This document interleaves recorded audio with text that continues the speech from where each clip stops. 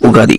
ఇక ఉగాది కథలోకి వెళ్తే, సోమగాసురుడు అనే రాక్షసుడు బ్రహ్మదేవుడి నుండి వేదాలను దొంగలించి సముద్రం అడుగున దాక్కుంటాడు. అప్పుడు శ్రీ మహావిష్ణువు తన దశావతారాలలోని మొదటి అవతారమైన మత్స్యావతారంలో సోమకాసురుడిని సంహరించి వేదాలను బ్రహ్మదేవుడికి అప్పగిస్తాడు.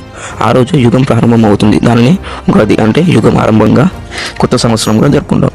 ఇంకా మనం చేసుకున్న ఈ కొత్త సంవత్సరం కేవలం క్యాలెండర్లో మాత్రమే మార్పు కాకుండా ప్రకృతిలోనూ అలాగే ఋతువులలో కూడా మార్పు వస్తుంది. ఉగాదికి ప్రతి సంవత్సరానికి ఒక పేరు, మొత్తం 60 పేర్లు. 60 సంవత్సరాలు పూర్తయ్యాక మళ్ళీ ప్రారంభం అవుతాయి. ఇక మనకి ఉగాది అనగానే గుర్తుకు వచ్చేది ఉగాది పచ్చడి.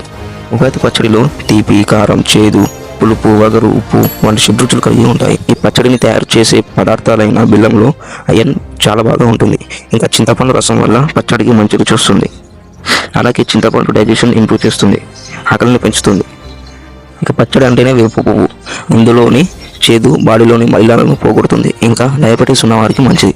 ఇక మామిడి ముక్కలు పుల్లగా ఉండడంతో సి విటమిన్ బాగా ఉంటుంది, అలాగే ఇమ్యూనిటీ పవర్ను పెంచుతుంది.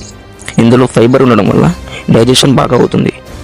మీకు మీ కుటుంబ సభ్యులకు తెలుగు నూతన క్రోధి నామ సంవత్సర ఉగాది శుభాకాంక్షలు. జై శ్రీరామ్.